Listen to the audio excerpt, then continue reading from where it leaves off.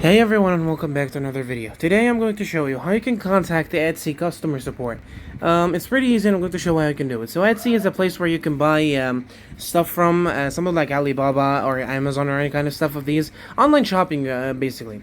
So I'm going to show you how you can contact the contact support. So the support. So first of all you're going to launch Etsy. Now from Etsy you're going to go on the bottom, as you can see on the bottom, the bar at the bottom, you're going to click on the U profile.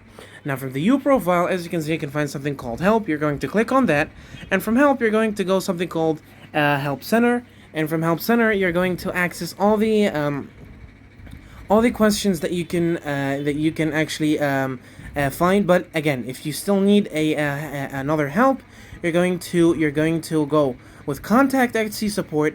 And once you click on Contact Etsy Support, you're going to put your username, and you're going, of course, to choose what you have buying on Etsy and help with an order, basically, for example. And then you're going to add a case, and then choose your order. And then after that, you're going to, like this, you contact the Help Center. So yeah, guys, thank you so much for watching. Don't forget to like and subscribe, and I'll see you later.